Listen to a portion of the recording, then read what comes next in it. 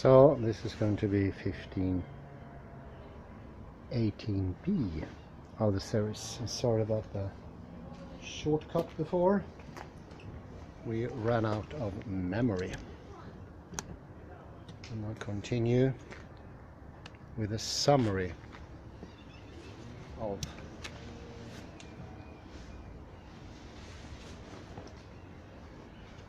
Rethinking the Inner, Wittgenstein by Johnston.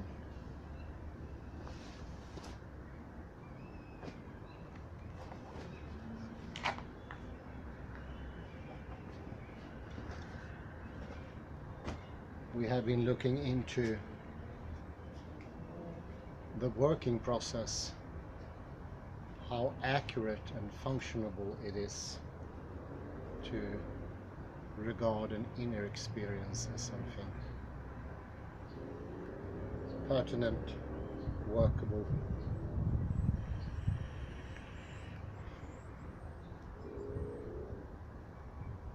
Wittgenstein is, in his very precise and always entertaining and eye-opening way, showing that dwelling into inner experiences does not really fit the picture of what it is to report an inner experience, to react to something that is happening, and so on.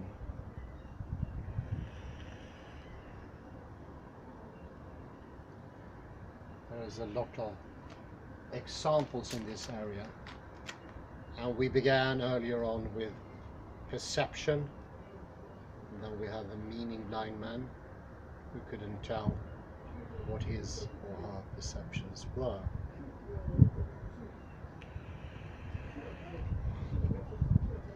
Now we've gone into thinking to see if it makes sense of approaching the idea of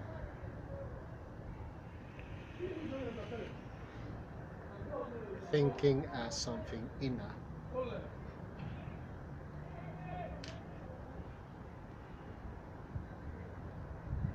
But do remember here, of course, Wittgenstein is not a behaviorist. That's the wrong understanding of what he's looking for. He's looking for a widening of understanding, not a closing of it. Closing of it would be the take of behaviorism.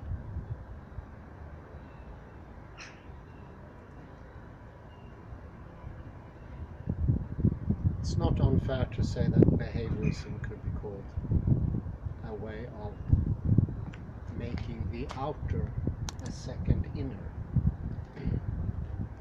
replacing the misunderstanding of the inner that is present in everyday language with a new misunderstanding of outer, renaming the inner, calling it outer.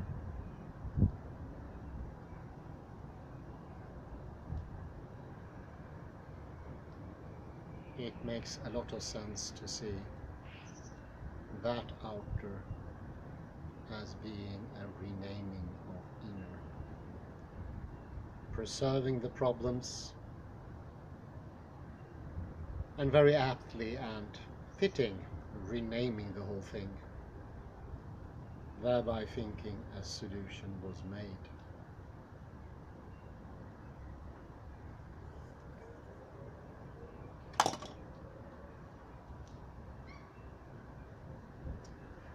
I will continue where I left off, at now page 90, and just at the second paragraph.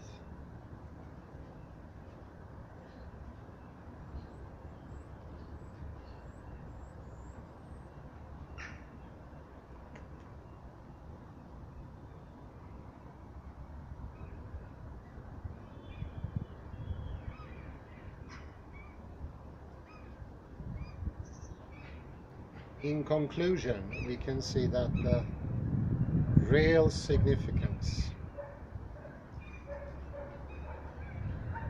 of the lightning speed of thought is what it shows about the nature of thinking.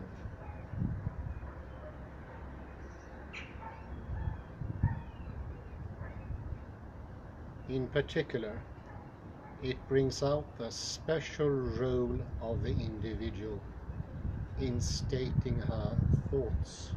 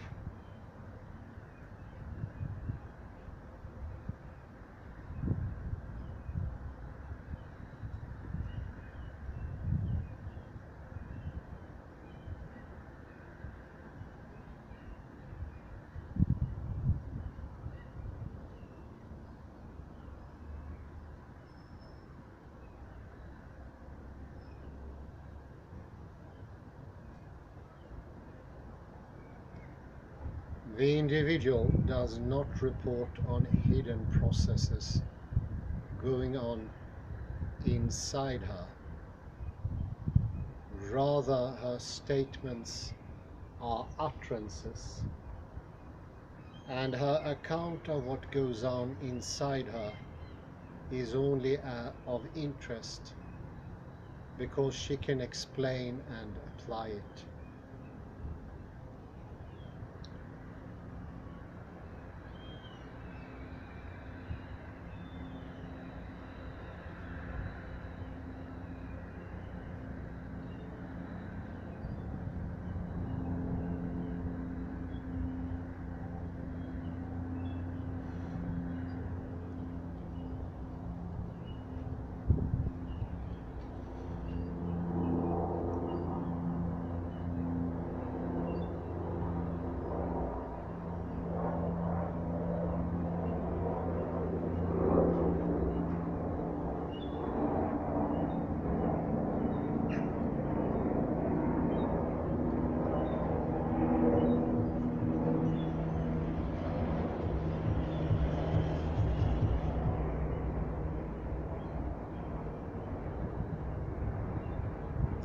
Application is, of course, what's happening. Without application, it doesn't make much sense of having a language.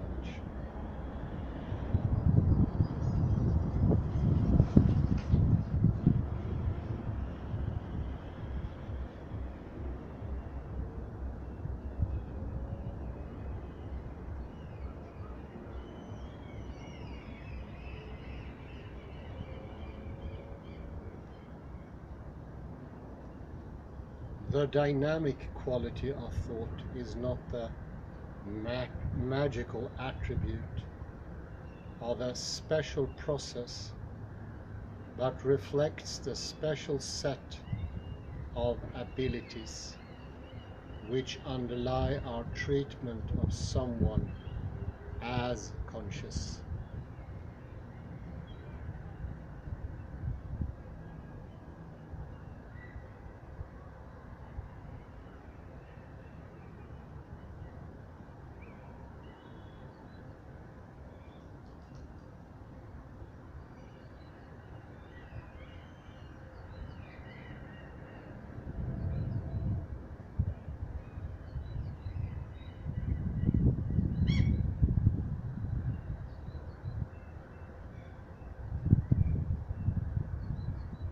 What matters is not what goes on inside her, but what she is able to do, that she is able to do certain things, that is, offer an account of why she did X, or what she meant by saying Y, etc.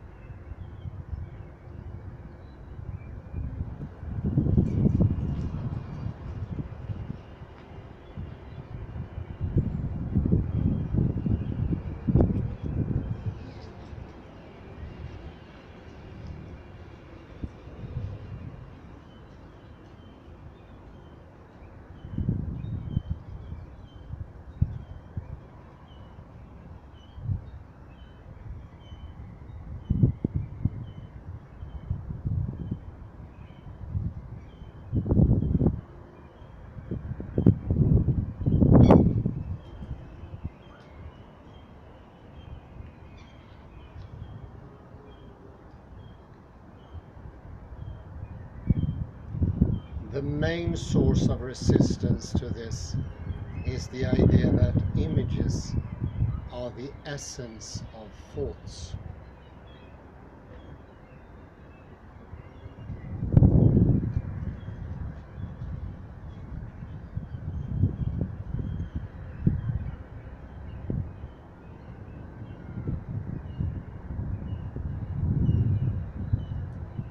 As we have seen, however, whatever occurs, be it a mental image or a piece of inner speech, is in itself lifeless, empty.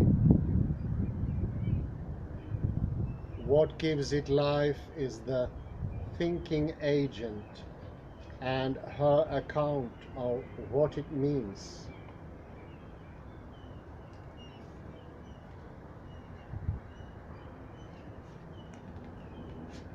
Even in the case of imagining, it is what the individual says about her image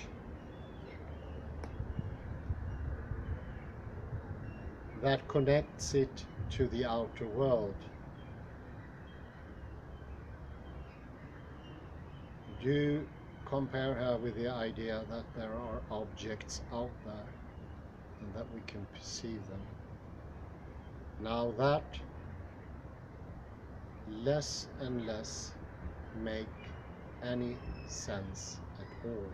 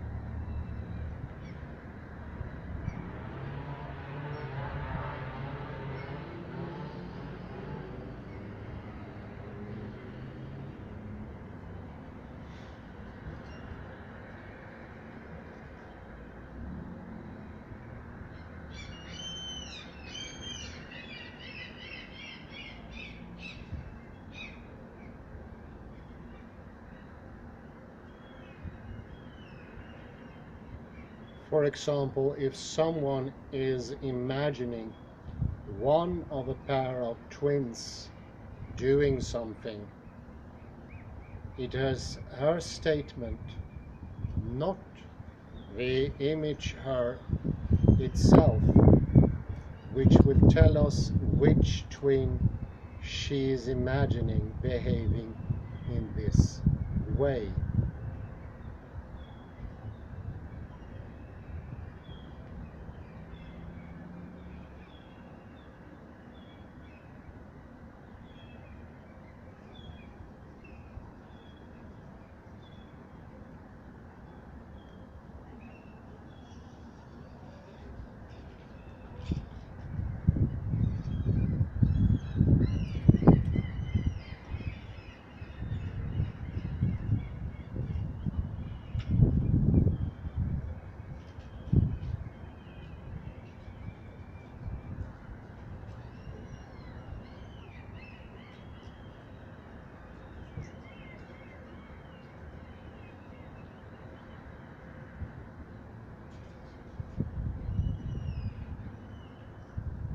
As with the lightning speed of thought, we want somehow to build the explanation into the experience, but all this does is to create mystification and confusion.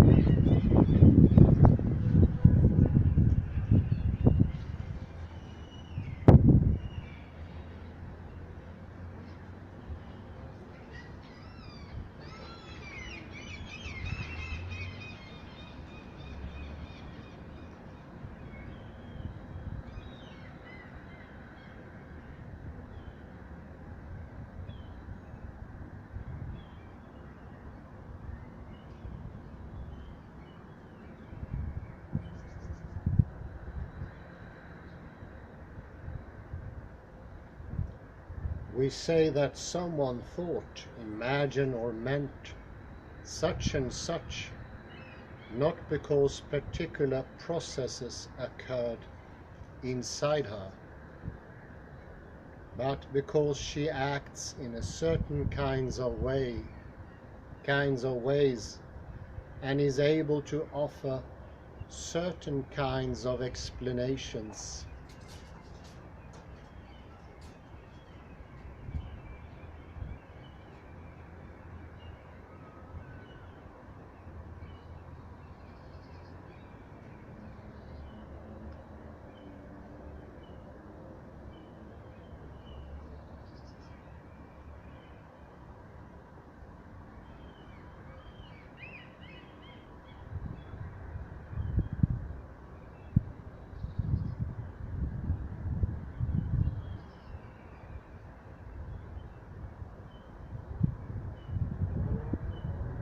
Furthermore, it is the individual's possession of these abilities that lies behind our treatment of her as someone who possesses consciousness and the ability to think.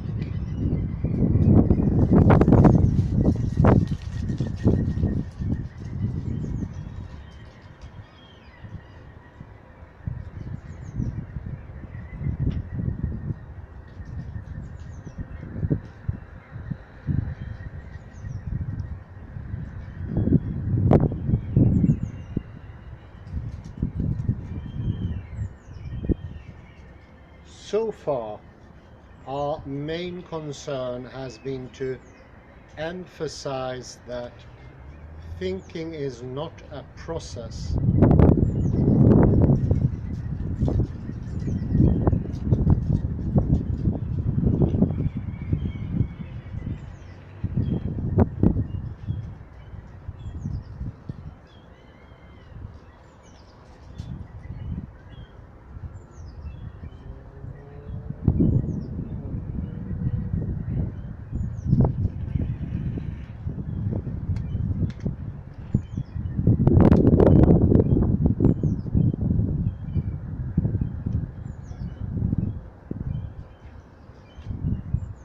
And we have argued that Recognition of this dissolves the apparent mystery of the lightning speed of thought.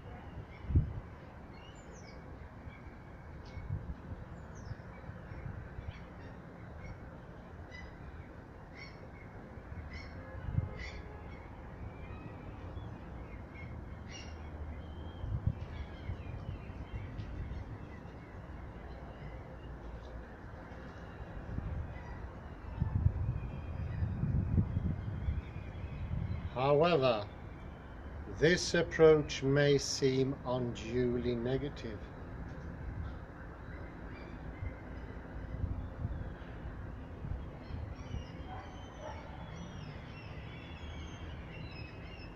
In particular, it may seem to leave unanswered the fundamental question as to what actually happens when we think.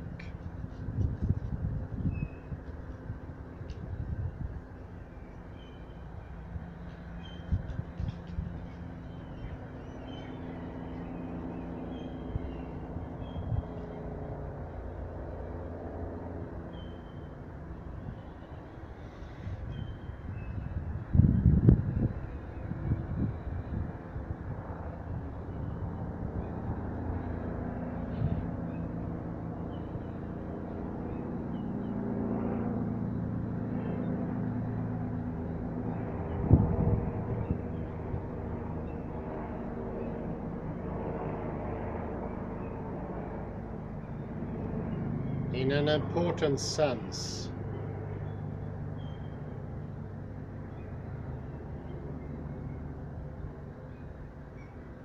however, there is no answer to this question.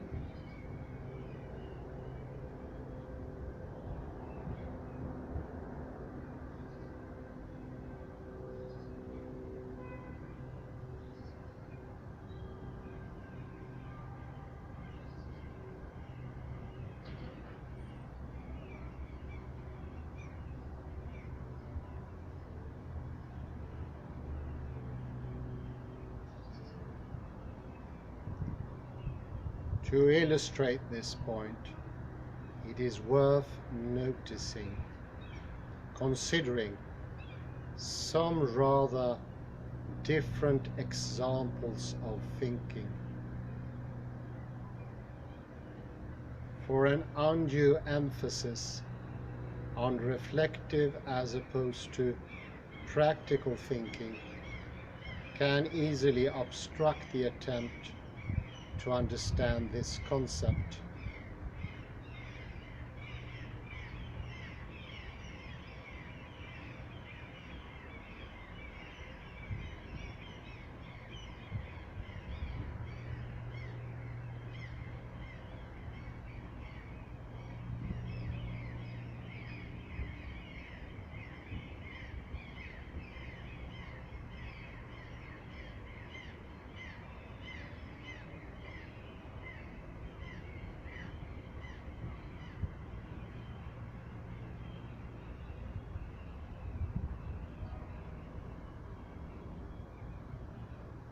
Take the case of someone making something.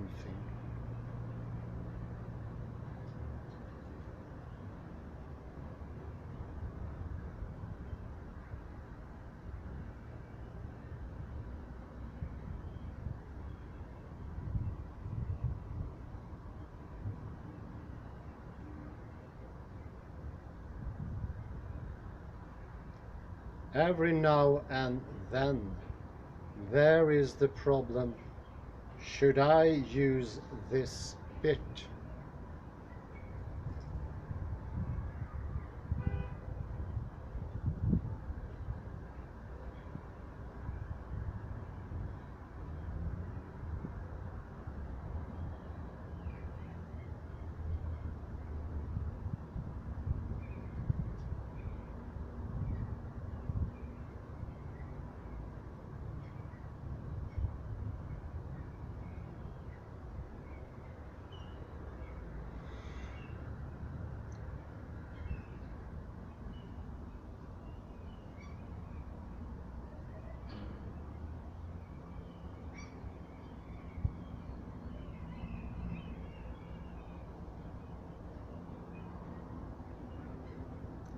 The bit is rejected, another is tried.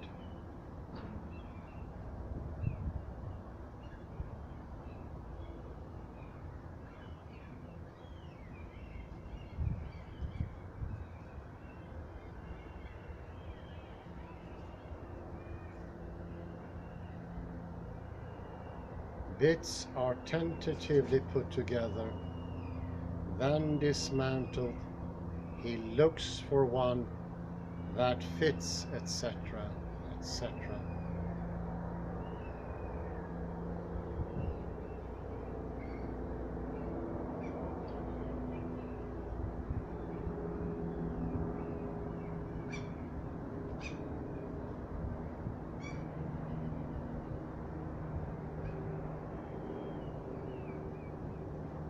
I now imagine that this whole procedure is film.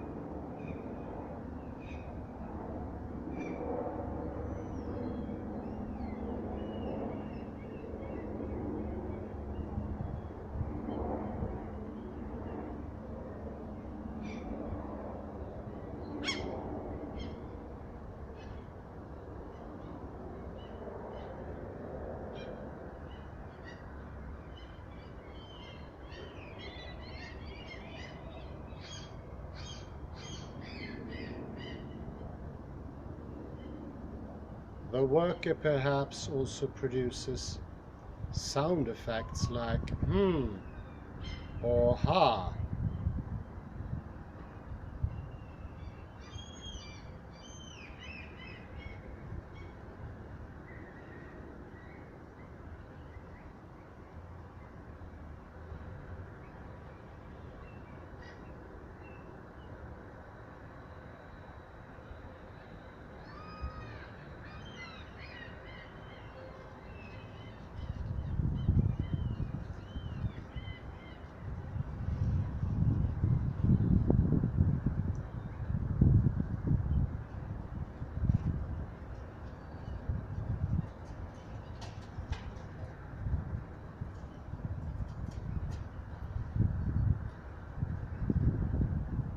As it were, sounds of hesitation, sudden finding, decision, satisfaction, dissatisfaction.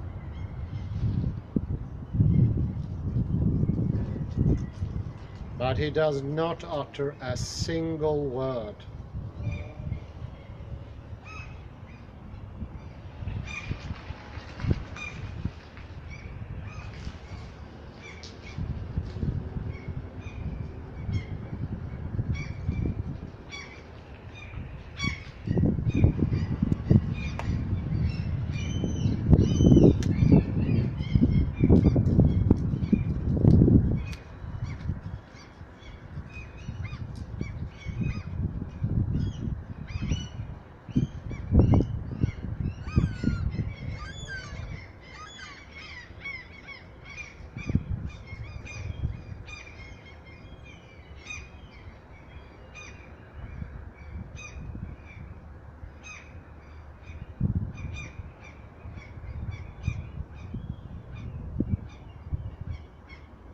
But he does not utter a single word. Those sound effects may be included in the film.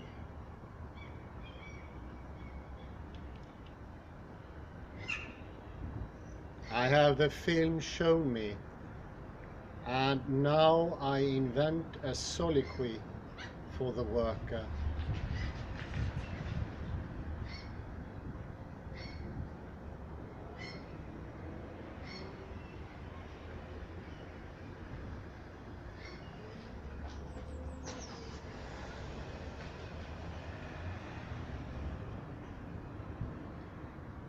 Things that fit his manner of work, its rhythm, his play of expression, his gestures and spontaneous noises, they correspond to all this.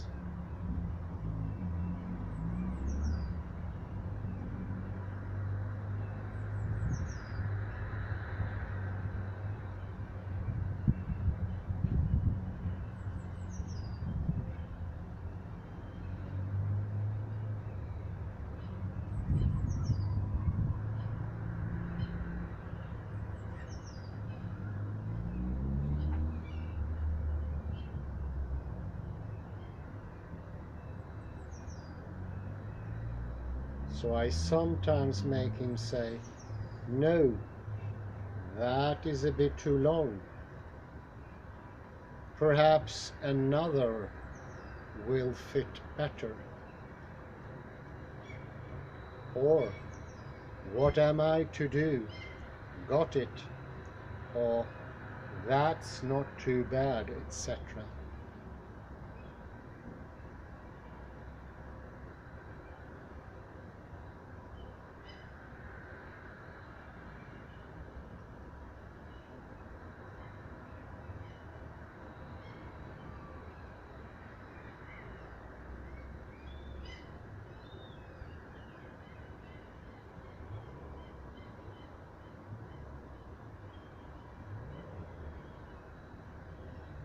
Here the soliloquy captures the worker's thoughts, despite the fact that she has not said anything.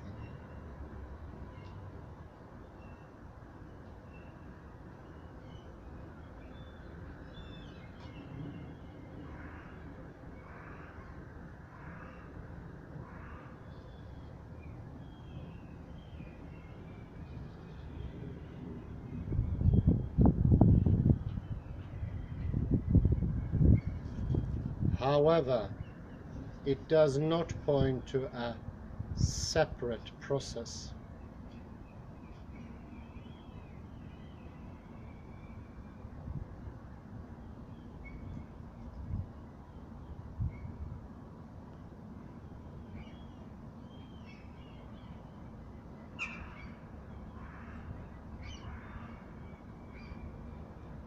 On the contrary, the idea that she is working in an intelligent manner is not separable from what she actually does. There's immensity of wisdom in that last sentence.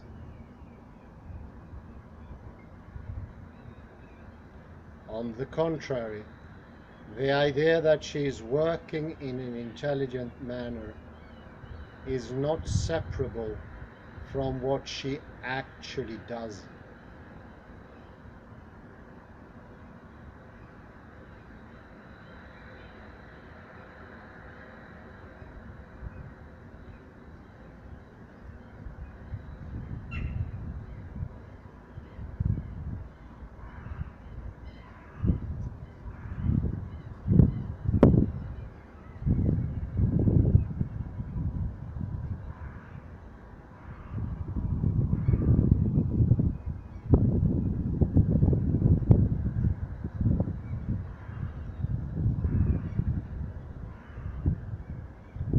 If one asks what her thinking consists in, there is no answer.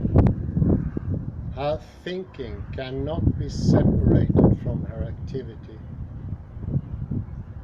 for it is not something that accompanies her work.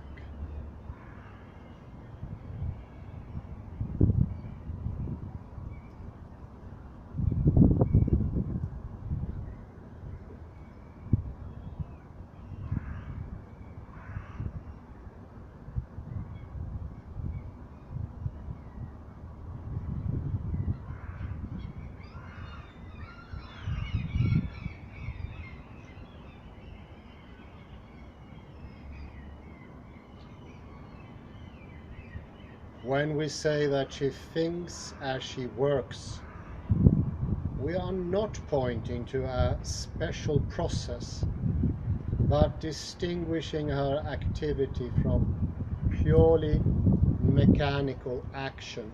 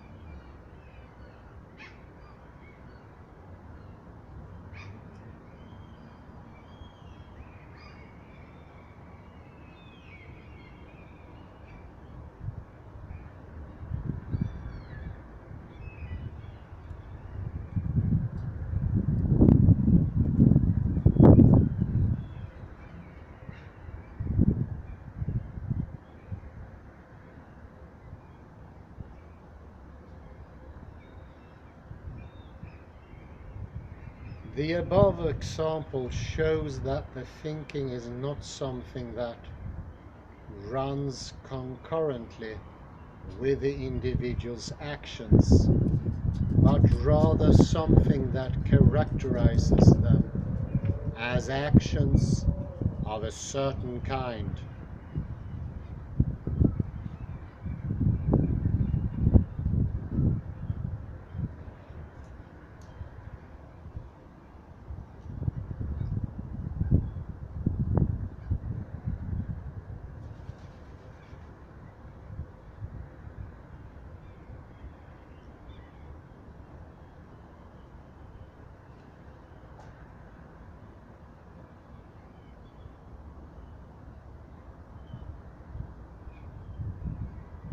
As Wittgenstein admits, however, there do seem to be counter-examples.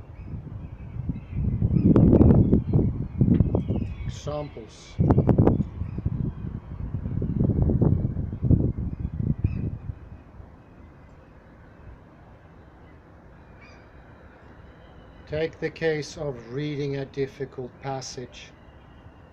Here, it is tempting to argue that reading the text and making sure one understands it are two separate but parallel processes.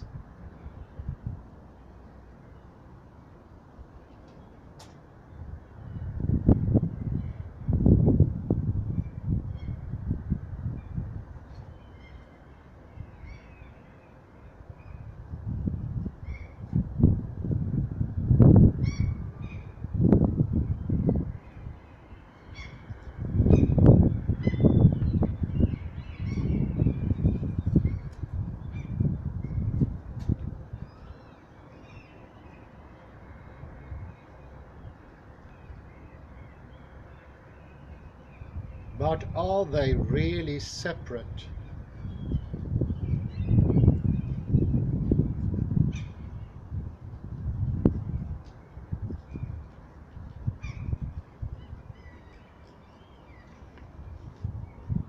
According to Wittgenstein, what accompanies the word is like a series of small secondary movements.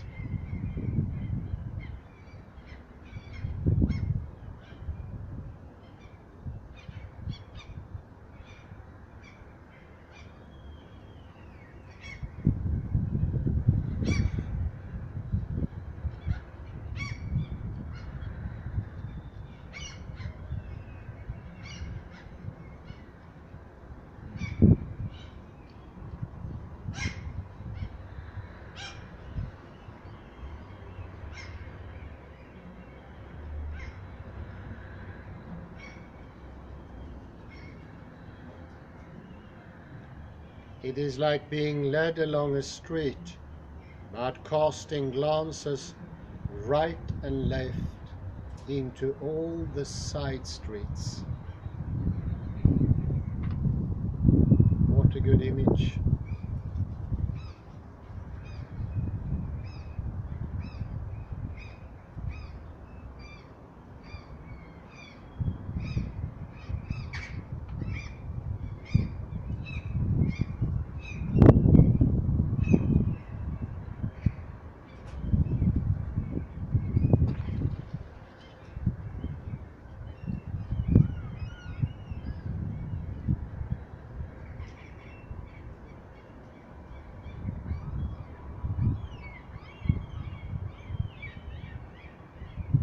But this captures what we are inclined to say about attentive reading, but it does not describe a specific process.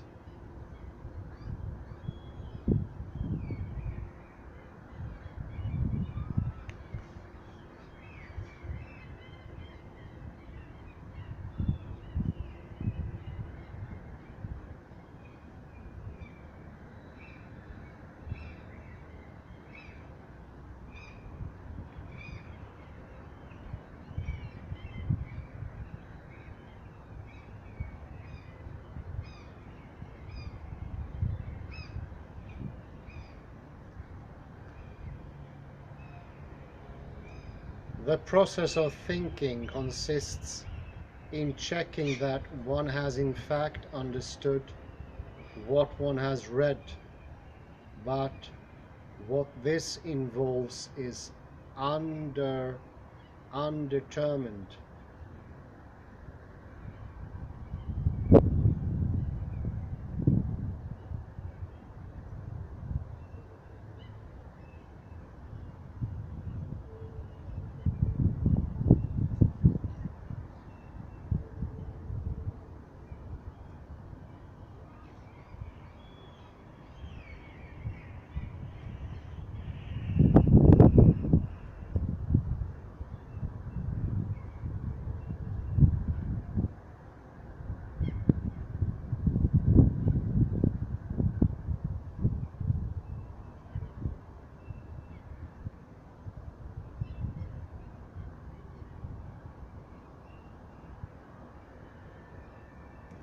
If we tell someone to read and understand a passage, there is no special activity she has to perform apart from the reading. Rather, what matters is that having read the passage, she can explain it, assess its claims, etc.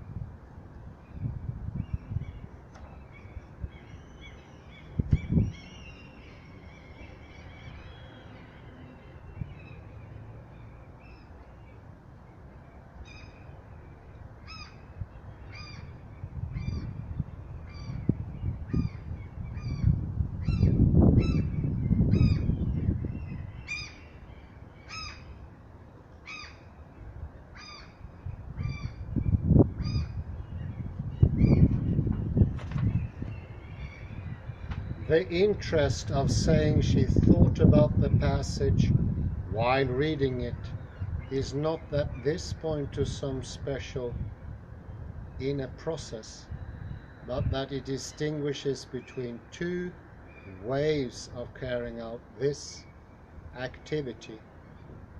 What is important is what the individual is able to do having read the passage. And speaking of passages, I think this is an excellent point for summary.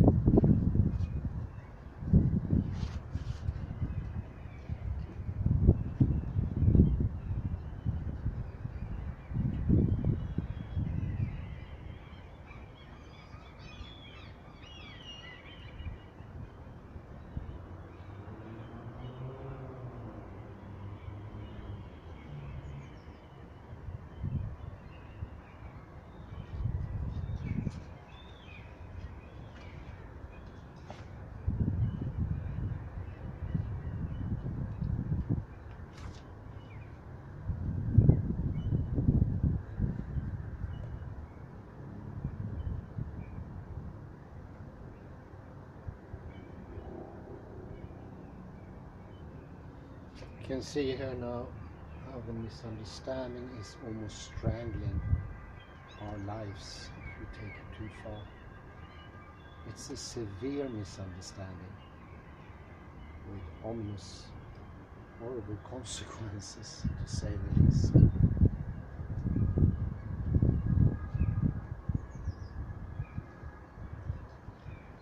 This is very close to what Frederick Matthias Alexander called mind wandering.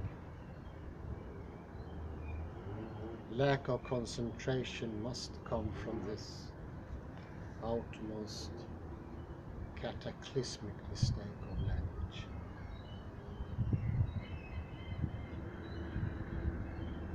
And the invention of inner speech equals also the invention of objects outside of the innerness. They go hand in hand, enforcing each other, making it even greater a mistake. And as I mentioned earlier, V.F. Skinner's behaviorism idea.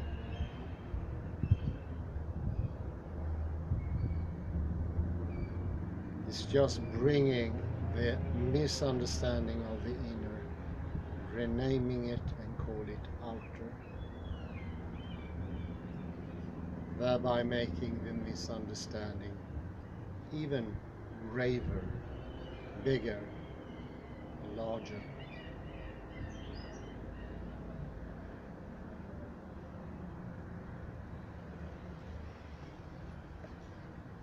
Who else would point these things out than dear old good old Ludwig Wittgenstein? And it's an excellent example with the filming of someone who just makes non-verbal sounds, and we can fit them with a misunderstanding and say, that person has inner speech, although not a single word was uttered.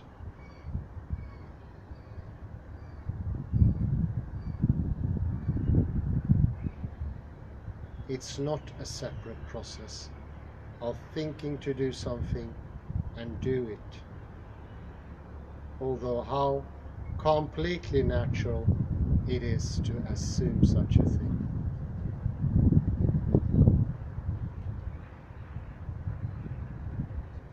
Nothing could be further from the point than doing something and thinking were different processes. They are one and the same.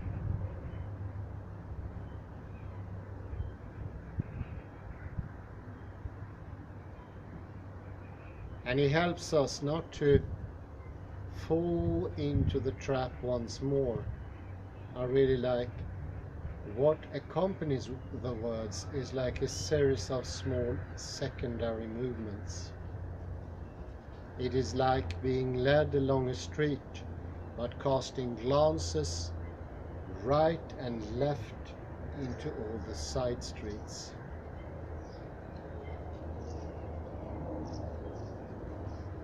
This is attentive reading, but it does not describe a specific process of either reading a text nor understanding that text. These are side streets having nothing to do with the reading and the understanding.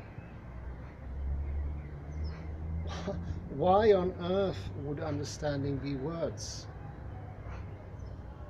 It doesn't make any sense.